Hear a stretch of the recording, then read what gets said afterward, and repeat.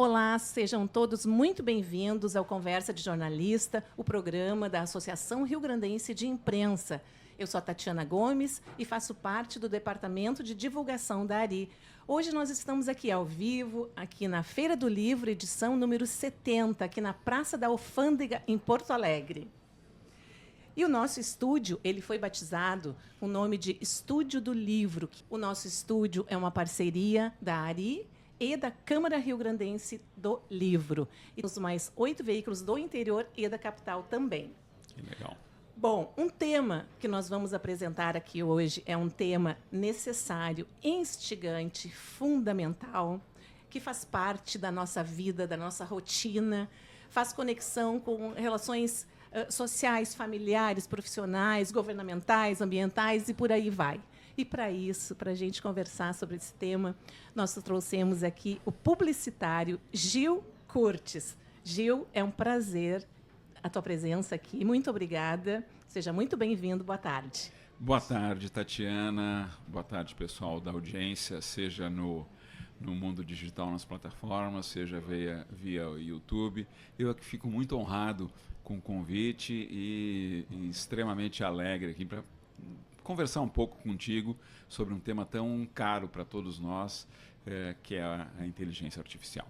Mas, Gil, antes de nós entrarmos no nosso tema, eu gostaria que tu contasse para nós, para a diretoria da ARI, a tua conexão com a ARI, as tuas lembranças, as tuas visitas. Eu sei que tu tem coisas boas para nos contar.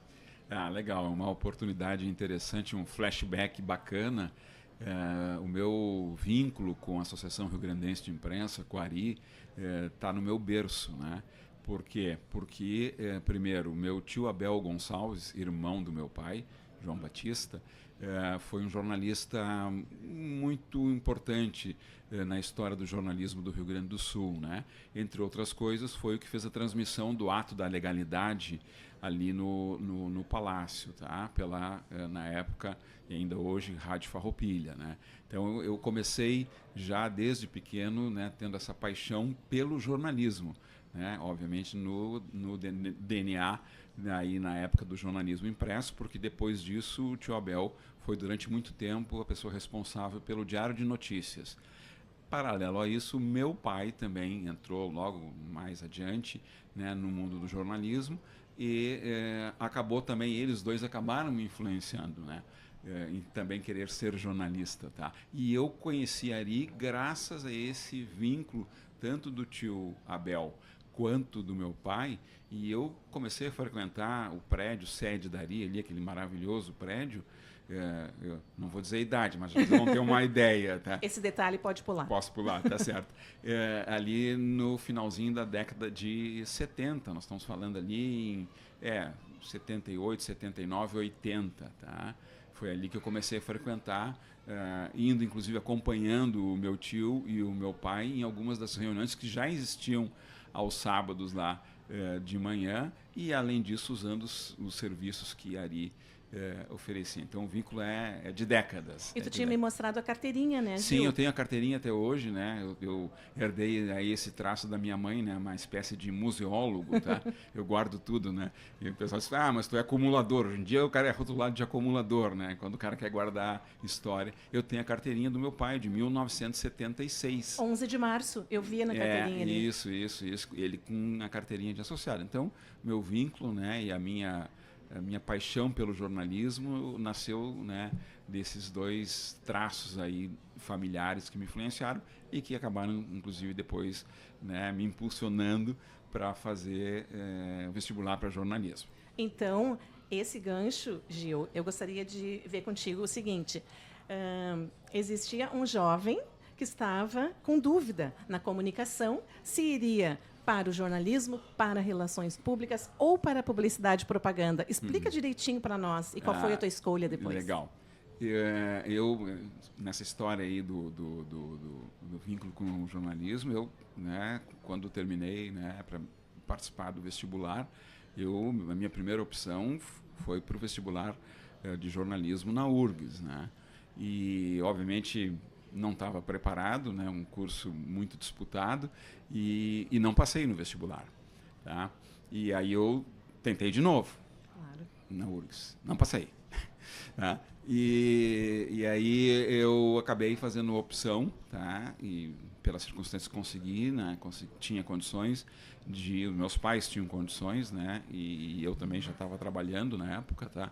E eu comecei e disse, não, vou fazer o vestibular na PUC. E na PUC, a época, ainda hoje eu não sei, tá?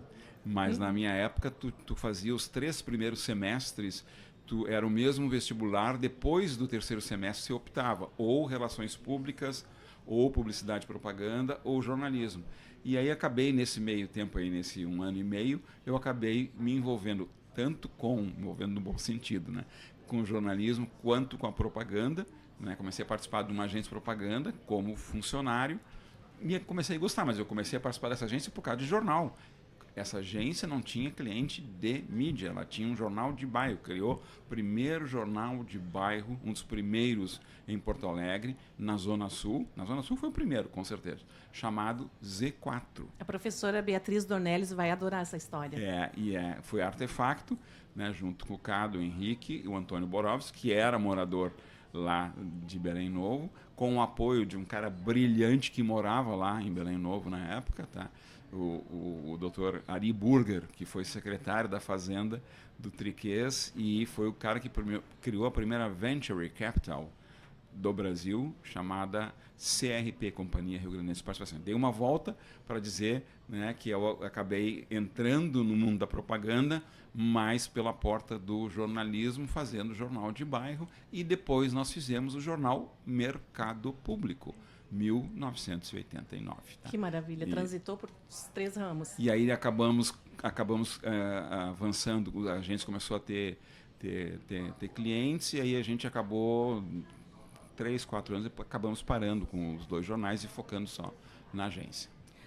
Eu quero lembrar que o Gil Kurtz, publicitário Gil Kurtz, ele foi um dos homenageados no evento da Ari, dos 100 anos do rádio, Gil. Foi uma alegria, né? Foi uma honra, dia, né? e aquele, além de, né, da importância de receber essa homenagem, porque é de uma instituição que é um ícone do associativismo, do jornalismo, né, de entidade associativa no Brasil. Né, uma entidade criada pelo Érico Veríssimo. Né, então, assim, por você receber, né, ser diplomado, foi maravilhoso. Não bastasse isso, só os meus ídolos, estar sentado ao lado dos meus ídolos, né, de vários daqueles que receberam, não vou citar aqui, porque certamente eu vou esquecer de algum, né, mas foi, com, de novo, eu sublinho, com a credibilidade da Ari. Não é, né, uma entidade, né, iniciante, é uma entidade histórica, então foi muito bacana mesmo. Gil, antes de nós entrarmos no nosso assunto, eu só tenho um recado para passar aí para os nossos internautas, para os nossos ouvintes. É que o Prêmio Ari Banrisul de Jornalismo prorrogou a data das inscrições a pedido de muitas pessoas, muitas mesmo. Então, ia ser até hoje. Quem está nos vendo, até hoje, dia 6 de novembro. Mas as inscrições irão até o dia 10 de novembro. Então, fica ligado, não vai perder a inscrição, 10 de novembro. E na outra semana, eu vou trazer aqui o nosso vice-presidente da Ari, que é o Leandro Olegário, que ele vai dar detalhes sobre o prêmio, sobre as modalidades, as categorias, quando é que vai ser entregue, que eu já digo, né, que vai ser dia 12 de dezembro, em Porto Alegre. Era esse o recado. Mas, Gil, vamos trabalhar? Vamos trabalhar? Vamos lá. Gil, deixa eu te contar. Eu fiz uma provocação para os nossos colegas da Ari, para mandarem suas perguntas. Que qual bom. A surpresa que eles gentilmente mandaram, eu fiquei muito contente. Agora, então, vamos lá. Vamos lá? Vamos lá. A primeira, são 8, tá, gente? Primeira pergunta, do Nilson Souza, jornalista Nilson Souza. Ele diz o seguinte: Gil, creio que o que mais nos interessa e preocupa como jornalistas é saber o quanto a inteligência artificial vai interferir na nossa atividade. Já sabemos que os algoritmos têm maior capacidade de coletar dados, de pesquisar e de redigir notícias com correção e rapidez do que os seres humanos. Mas temos muitas dúvidas sobre a precisão e as questões éticas, que tanto prezamos, pois sabemos que os algoritmos podem ser treinados para reproduzir preconceitos e visões distorcidas da realidade. Então, Gil, a pergunta que se impõe: regulamentar o uso da inteligência artificial ameaça a liberdade de expressão?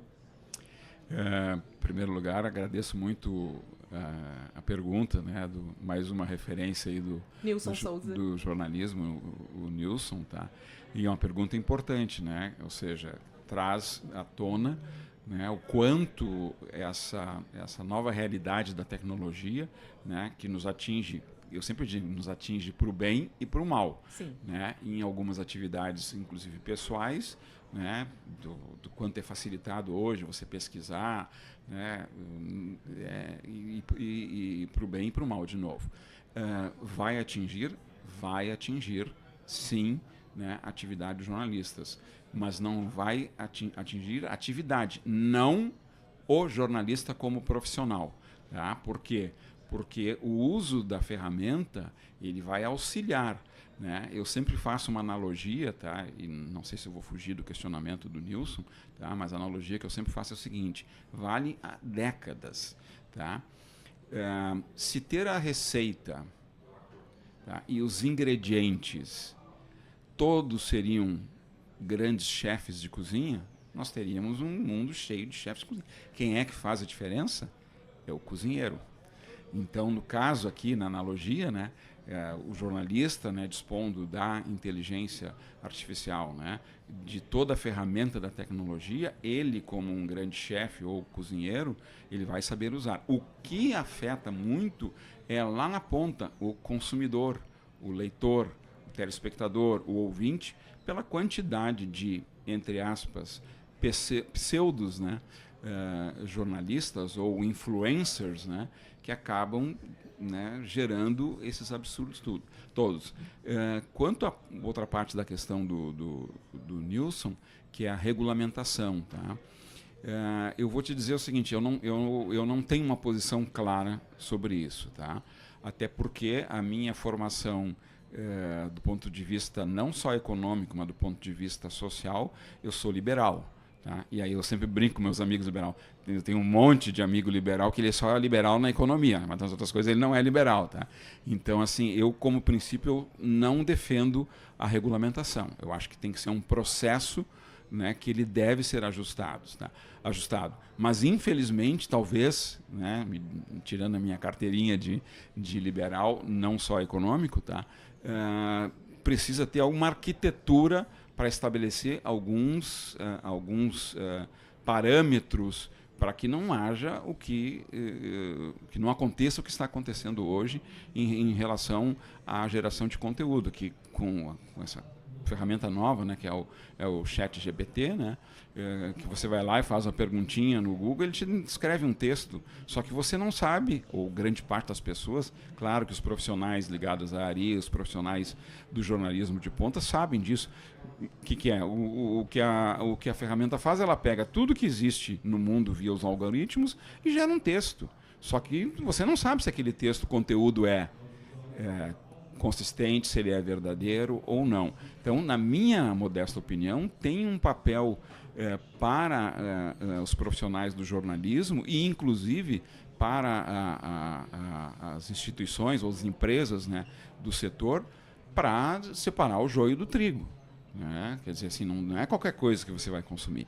Mas, resumindo, sim, afeta. Sou contra a regulamentação, mas sou a favor de que haja uma orquestração, né, para que se evite o que está acontecendo hoje. Aliás, até recentemente, né, a Microsoft, que estamos falando de 2 a 3 anos atrás, mais ou menos, tá, usando, né, essa ideia da inteligência artificial em toda a sua área no mundo, ela demitiu 120 jornalistas, tá, achando que a ferramenta da inteligência artificial. Ela foi vítima, né? Aliás, ela se associou, antes de falar do que ela foi vítima, que ela não foi vítima, né? Ela se associou a uma empresa que estava surgindo também, falando de 2020, se eu não me engano, 2021, que é Open, né? No português IA, né? Ou é AI em inglês e em português IA, né? Inteligência artificial, para usar como uma ferramenta para gerar conteúdos. Ela tá sendo vítima, né, que eu usei, mas não é vítima, ela está sofrendo um processo do New York Times por uso indevido de conteúdo do New York Times. Por quê? Porque usou a ferramenta, pegou tudo, gerou um conteúdo novo, e desrespeitou um dos pilares da informação, que é a origem da fonte, né? E trazendo um exemplo do cotidiano, eu converso com muitos adolescentes e acadêmicos.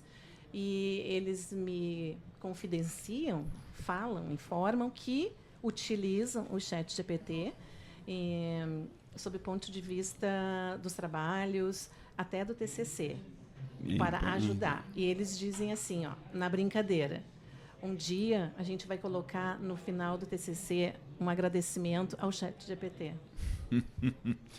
A gente tem que rir para não chorar, né? Rir para não chorar. E eu vejo, no caso ainda do questionamento do Nilson, que essa questão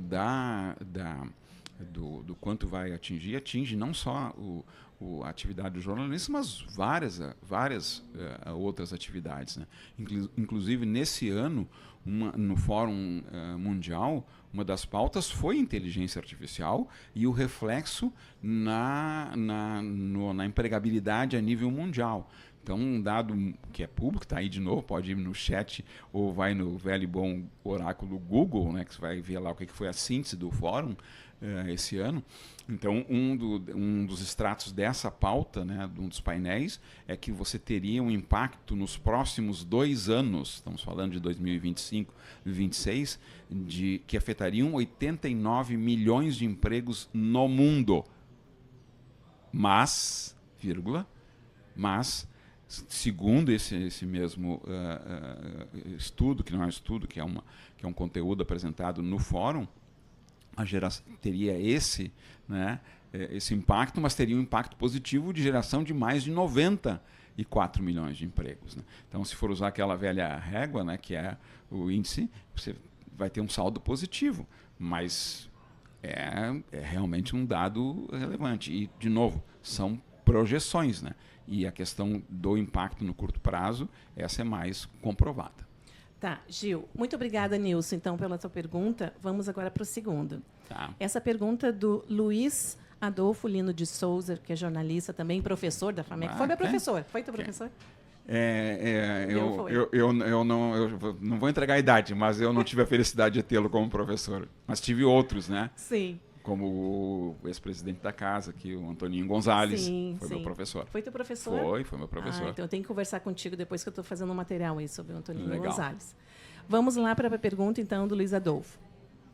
Se as pessoas estão consumindo vídeos e áudios em velocidade alterada, até no WhatsApp da família, se houve vídeos em velocidade, né, 2 vezes, Sim. coloca.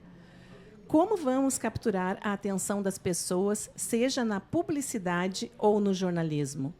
Como ser tão competente e ter conteúdo de qualidade com tanta falta de atenção dos consumidores? Pergunta muito, muito difícil. Eu não tenho resposta pronta, mas eu tenho reflexões a respeito dele, né? Cada vez mais, hoje, inclusive, na área do mundo do marketing, da propaganda, tem um conceito chamado marketing de atenção, que realmente trata disso, né? Que foi colocado aqui, né? Como eu reter atenção. Eu vejo que há uma diferença na questão da propaganda em relação a outros conteúdos de informação, seja um conteúdo jornalístico, seja de entretenimento, né? Porque na propaganda, já há um bom tempo, né, nós tínhamos o desafio de chamar a atenção do telespectador, do rádio ouvinte, do leitor, né, ou num spot de 30 segundos, ou num comercial de TV de 30, ou num anúncio de jornal, né, de meia página, de um rodapé. Então, a criatividade fazia contava muito, né, nesse sentido. O que mudou? Mudou que hoje essa disputa tá no... Desculpa, esqueci de deixar desligado.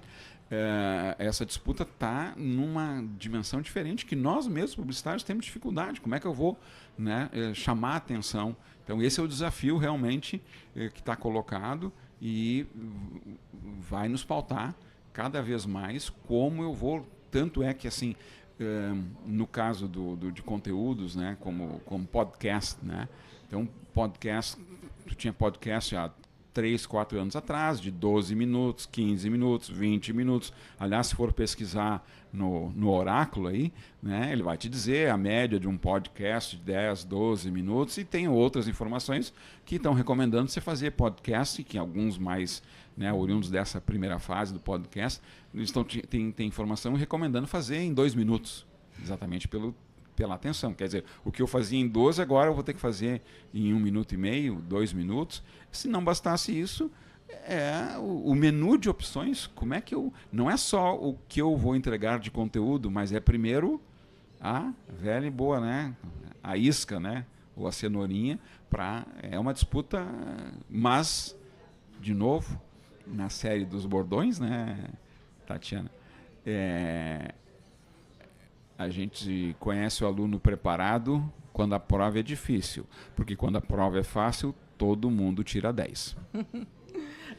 Trazendo outro exemplo do Instagram, que os professores dizem que o que chama atenção, por exemplo, num Reel, é nos 3 primeiros segundos. A gente tem que dar o recado, mas como, Gil, dar um recado nos 3 primeiros segundos do post?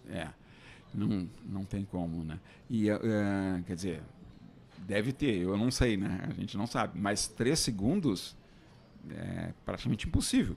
Então, eu acho que é uma combinação de ingredientes. Eu não vejo só a questão do tempo. Eu acho que antecede a isso, assim, a relevância daquele, né, de quem está passando a informação, do jornalista, ou, né, de hoje chamado de influência, quer dizer, aquela imagem que ele construiu, a atratividade, né, que ele ganhou, muito facilitado, de novo, para o bem e para o mal, né, graças ao que está hoje, né, na nossa palma da mão.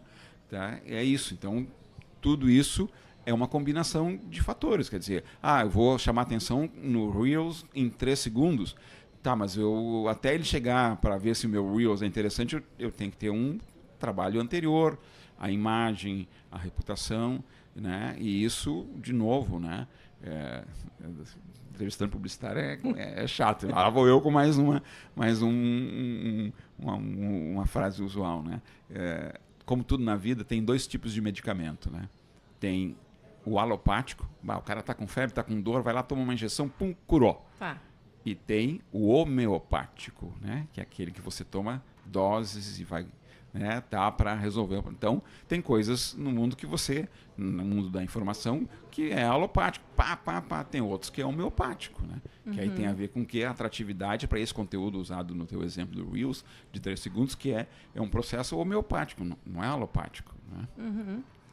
Gil, se me permite fazer uma observação aqui com relação à pergunta do Luiz Adolfo, é a questão da velocidade. Eu sou extremamente contra essa velocidade 2, 3, 4, estou exagerando, né? De colocar no WhatsApp. Eu acho, para mim, é uma falta de respeito com o dono da voz. A gente que estuda, né, rádio, estuda voz, eu acho que tu não percebe o teor da voz. Botar em 2 vezes, o que tu vai prestar atenção ali? Então, tem a ver com o que tu disseste ali antes, a atenção plena, o aqui e agora. É o que se fala hoje em dia, que está na moda, o mindfulness, né? Uhum. A atenção é te dar o respeito para aquela voz, perceber cada sílaba que a pessoa fala. Eu acho tão importante isso e me incomoda, sabe? Essa com certeza. E de novo também, né? Nós estamos falando do que está aí, né, no mundo digital, seja via informação de inteligência artificial, seja de bancos de dados secundários, não tem receita pronta nisso, né? Tudo é um processo.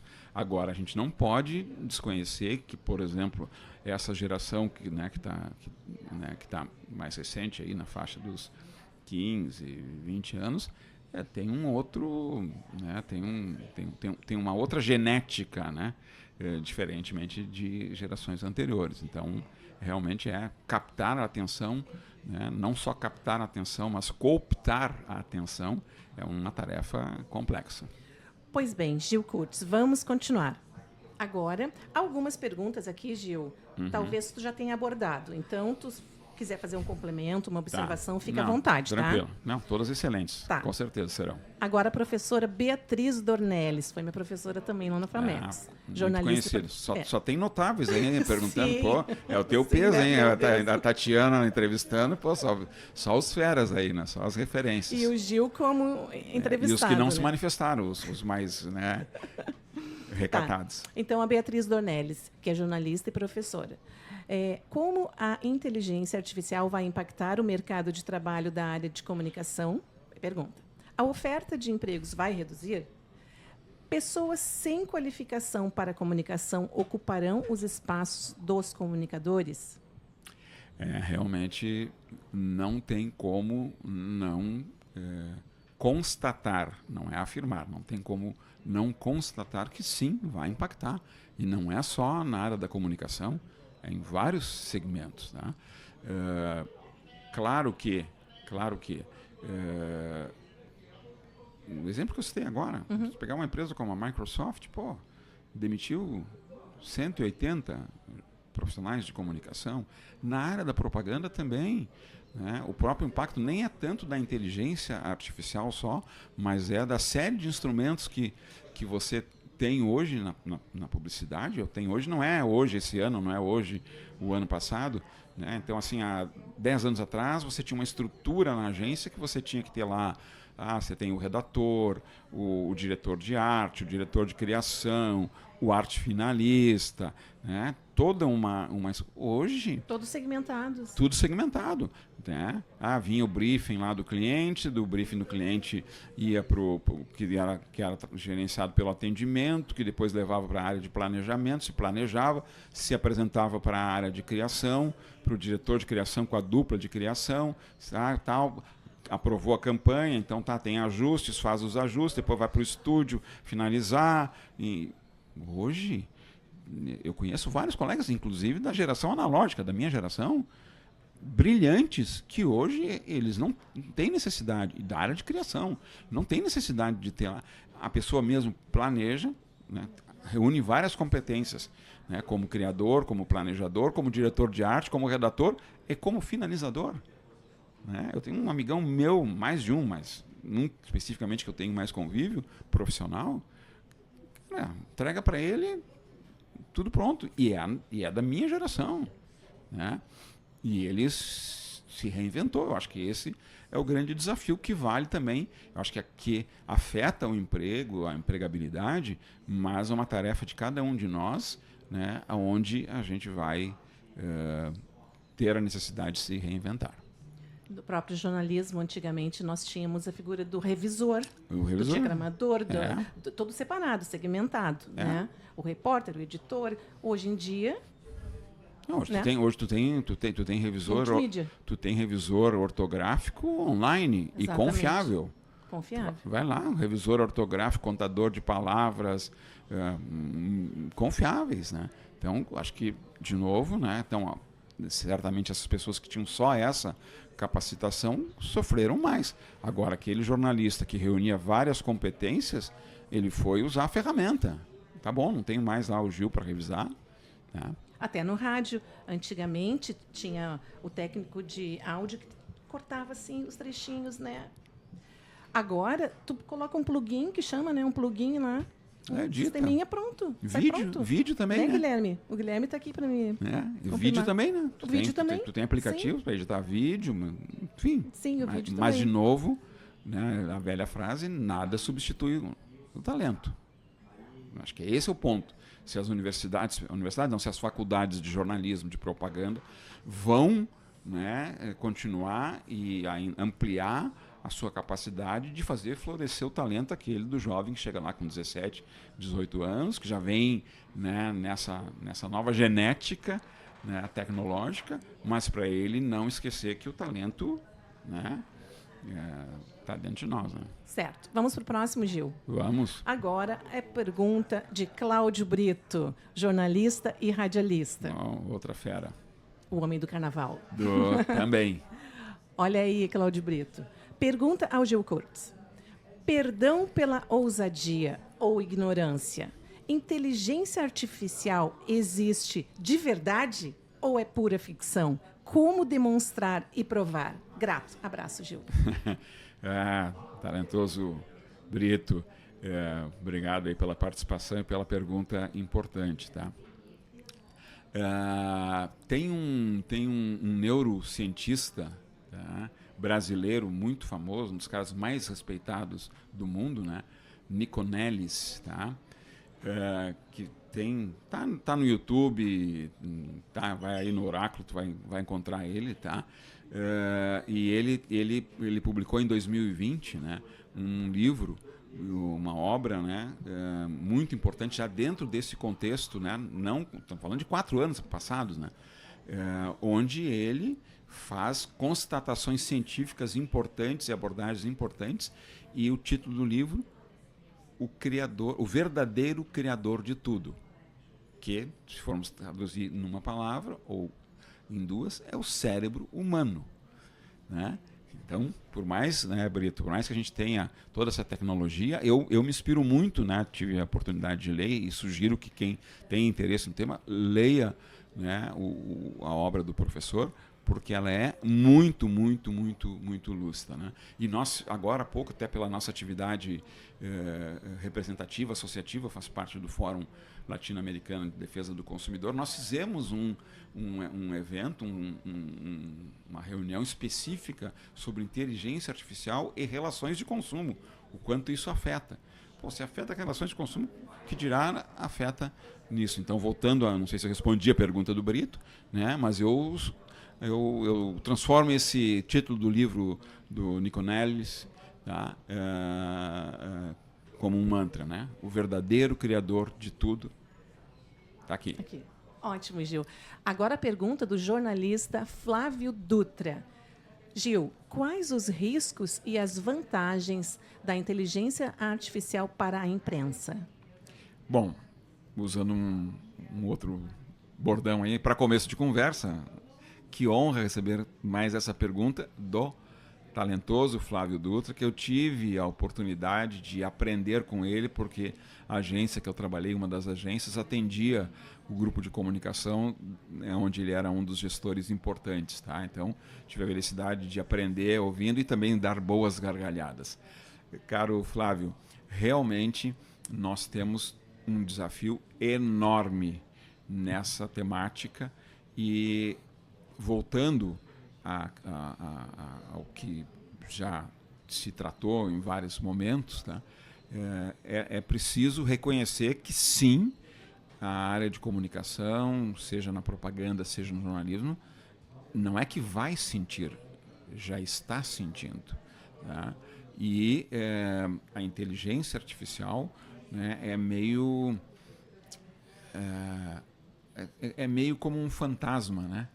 E eu até tive a oportunidade de escrever um artigo, né? Não tenho talento, mas tem alguns amigos que me dão espaço, e eu seguido tenho, né, em alguns veículos importantes aqui, né? E eu fiz uma provocação, né, que se a inteligência artificial é a assombração ou é a solução. E eu acho que isso aqui nem fotografia, depende de onde é que eu estou na foto, né? Pode ser um fantasma, como pode ser uma solução. Cabe a nós, né, descobrirmos, e aí não tem como, né, não existe inteligência artificial que vai te ensinar a andar de bicicleta. E a gente, para andar de bicicleta, a gente vai ter que aprender a cair. E não só aprender a cair, se levantar e continuar pedalando. Então, o que tem isso a ver com a pergunta do Flávio? De novo, a gente, agora, nesse momento, está caindo como?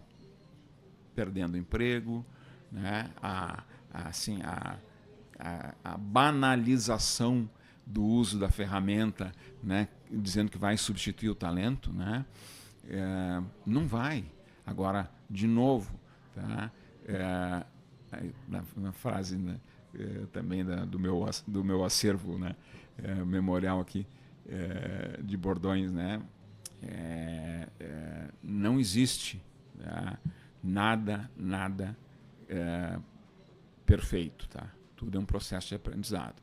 E nesse conceito de perfeição, né, a frase é assim: como é que nós vamos ser perfeitos, ou seja, vamos ter solução agora, né, para isso, se o único, para alguns, né, se o único cara perfeito que passou aqui, morreu crucificado no meio de 2 ladrões, não vamos ser nós que vamos ser perfeitos para achar a solução, né, Flávio? Agora, mas, como já diria o velho poeta, né, fé na vida, fé no que virá. Nós podemos tudo, nós podemos mais. Não sei se ajudou, mas, Flávio, o Gonzaguinha inspira. Dando continuidade à conversa de jornalista que trazemos hoje, o publicitário Gil Kurtz, agora temos 3 perguntas por áudio. O primeiro é do jornalista Wilson Romero. Caro professor Gil, neste nosso conversa de jornalista que debate a inteligência artificial, vem uma preocupação com o mercado de trabalho jornalístico. Muitos veículos e alguns veículos digitais têm divulgado, têm postado textos traduzidos e produzidos pela inteligência artificial sem muita preocupação com a exatidão, sem apuração e sem, de fato, uma revisão plena desses textos, o que compromete, inclusive, a qualidade. O que, de fato, esse tipo de atividade pode comprometer o já reduzido mercado de trabalho, onde nós estamos com uma concentração de mídia, com o mercado de trabalho muito oligopolizado, ou seja, temos a perspectiva de cada vez mais a inteligência artificial roubar vagas formais do mercado de profissionais do jornalismo? Gil, é contigo. Tá bom. Caro jornalista Romero, obrigado pela participação e pela pergunta, que é muito importante, assim como todas as outras, né, que antecederam a tua. Realmente o impacto é muito grande. E você, Romero, tocou em alguns pontos que são exemplos claros, né, que começa, né, pela concentração dos grupos de comunicação, que eu sublinho, vocês sabem muito melhor do que eu, porque é a atividade de vocês, não é um fato fruto da inteligência artificial.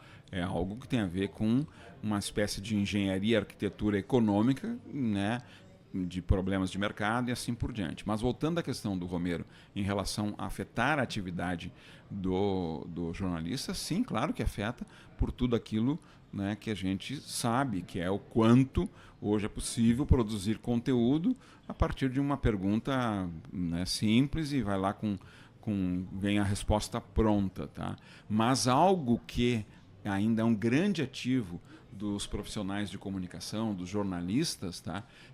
E que a inteligência artificial não faz, a inteligência artificial não tem fonte. O jornalista com reputação tem fonte. A inteligência artificial, o conteúdo dela é um conteúdo genérico, generalista, e o profissional de jornalismo, né, o jornalista, ele tem o seu conteúdo, né? Voltando ao que a gente já citou antes, né? Ele tem o seu ativo, né, que está no cérebro, né? Ele é o criador. Então, tem vários aspectos do profissional, do jornalista, que continuam sendo fundamentais, com inteligência artificial ou sem inteligência artificial. E é claro que é um desafio, assim como para os publicitários, a gente conseguir que o mercado, quando eu digo mercado, não é só as empresas, é os consumidores, enfim, todos, enxerguem e reconheçam o valor disso. E isso, sim, é muito fragilizado pela, entre aspas, banalização da ferramenta hoje de acesso fácil, de consumo fácil, sem identificar a fonte nem nada. Mas, assim como, né, os profissionais ligados aqui a Ari, eles têm ativos que não há inteligência artificial que vá substituir. Muito obrigada. A pergunta do Wilson Romero.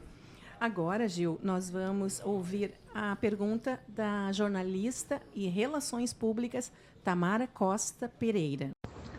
Quais são os principais riscos associados ao uso constante da inteligência artificial na comunicação, especialmente no que diz respeito à privacidade e à segurança dos dados dos usuários? Como o uso excessivo da inteligência artificial na comunicação pode impactar a autenticidade das interações humanas e a capacidade de discernir informações verdadeiras de falsa? Acho num ponto aí que está na agenda, não só das instituições que tratam disso, uma delas eu participo, que é o Fórum Latino-Americano de Defesa do Consumidor, que inclusive um dos itens que está no nosso menu de aprofundamento é a Lei Geral de Proteção de Dados, tá? Que realmente é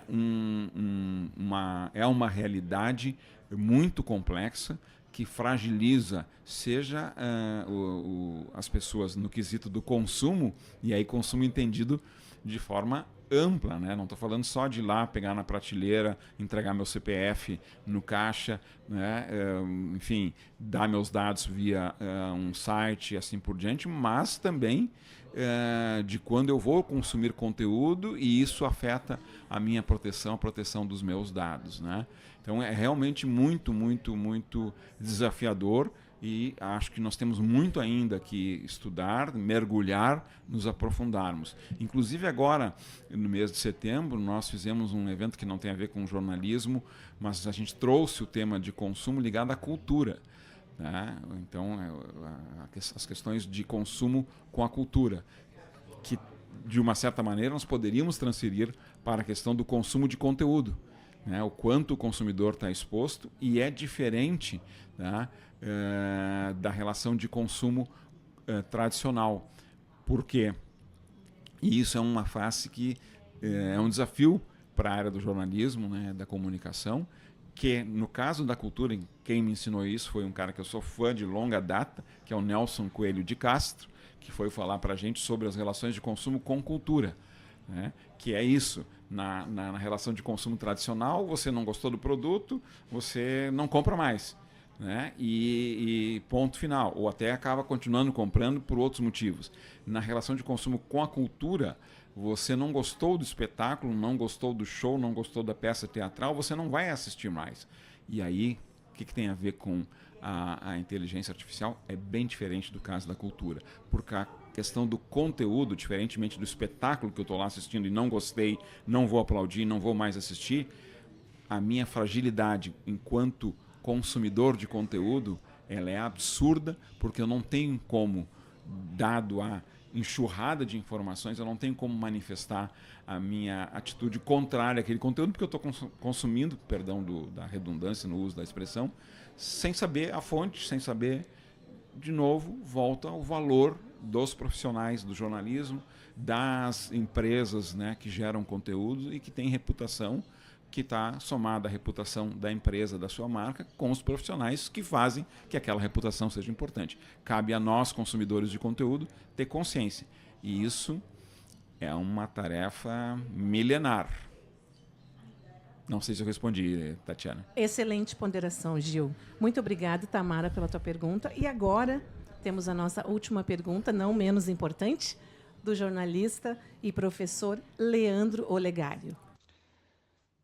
Olá, amigos na escuta. Fico muito contente com a oportunidade de poder fazer uma pergunta ao Gil Kurtz, que muito me honra. E algo que me instiga, Gil, nesse processo é a questão da autoria, né? Como lidar com essa questão da autoria quando se pensa na produção textual envolvendo a inteligência artificial? A máquina constrói o texto, mas ela é provocada por um prompt do ser humano. E afinal, de quem é a autoria esse produto que resulta na construção textual ou neste texto entregue pela máquina? Leandro Olegário, jornalista e professor. Professor Leandro, a honra é minha de contar com a sua participação e também esse questionamento tão importante e de complexidade, né, na sua resolução. Tá? Imagina se nós já tínhamos, né, quase que desde longa data as questões ligadas a direito autoral, né, de plágio, seja na área da música, da poesia, na área publicitária, certo? Não é à toa que já de décadas foram criadas instituições para proteger o direito autoral. Quando não tinha toda essa realidade da inteligência artificial e até antes disso da própria tecnologia. Imagina agora. Então, é uma tarefa complexa, não sei lhe responder, professor, tá? Mas o que eu sei e sugiro, sei no sentido de, não é receita, mas eu sei como convicção, volto a dizer, tem que haver um movimento muito forte, tá? de todos os atores, expressão bem usual hoje, né, de longa data também, tá, do segmento da comunicação para fazer frente a isso que a gente está vivendo hoje, que é a questão e o respeito do direito autoral, porque é, de novo, o que o chat GPT vai fazer é pegar uma parte do texto do professor, uma parte do meu, da Tatiana, do Guilherme, e vai montar um texto novo, e aí? Né? De quem é a autoria? Muito. Como é que eu provo essa autoria? Se aquilo foi feito por uma, entre aspas, conjugação de algoritmos e que me levou a uma resposta. Mas, eu, de novo, se não houver, na minha modesta opinião, se não houver a articulação, né, de vários segmentos da comunicação, jornalistas, publicitários, enfim, relações públicas, para a gente tentar começar. Primeiro começa pela discussão, que é o que a gente está fazendo aqui, uma excelente proposta da Ari e tua, Tatiana, de a gente falar um pouco sobre a inteligência artificial, prós e contras, né? Então, nesse caso aqui, a gente tem que ser contra essa absurda fragilidade que fere um ativo importante de cada um de nós que trabalha com isso, que trabalha com conteúdo, que trabalha com criação, e fica a Deus dará. Qualquer um hoje vai ali, cria um anúncio, criei nada, foi e lá gerou meia dúzia de palavras e acabou criando. Então, temos que exercer aquilo que nós sabemos que é a questão do ativismo, e a Ari está fazendo isso há muito tempo, que é isso, trazer a discussão. Vocês fizeram agora um importante debate sobre fake news, né? Que tem a ver, diretamente com inteligência artificial, né? Que é isso. E o banner aqui atrás de nós. Exatamente isso, um evento importantíssimo. Então, não sei se eu respondi a sua questão, mas ela é importante, né? E prometo que eu não vou consultar o chat para lhe dar uma resposta, depois eu mando para a Tatiana, tá bom? Eu quero, de novo, agradecer a Ari, agradecer a ti, Tatiana, aos teus colegas todos que, né, honraram com as suas questões e importantes questões para a reflexão de todos, né? De novo, né? Não temos respostas prontas, né? A gente vai aprendendo e descobrindo, e, enfim. E eu queria sou obrigado a ler aqui, porque a minha memória, diferentemente de um jornalista que eu sou fã, e que tem uma memória absurda. Eu sou fã de vários, né? Mas que é o Fernando Albrecht, tá? Que a memória dele para citar textos, poesia, é uma coisa gigantesca. Eu tive que colar aqui de um livro que eu li, tá? Mas o texto eu não decorei, tá? Que é do Roland May, tá? Que é A Coragem de Criar, e eu acho que tem muito a ver com o tema, tá, Tatiana? Que ele diz o seguinte, né? Temos uma escolha: fugir em pânico, acovardar-nos com a perda dos portos conhecidos.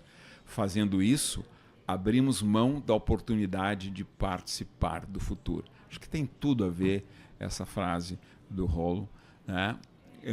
Em relação à inteligência artificial. A gente pode, né, só atraco em porto conhecido, mas se eu atracar só em porto conhecido, eu não vou conhecer o futuro. Isso independe de idade. Então, é essa a frase para reflexão.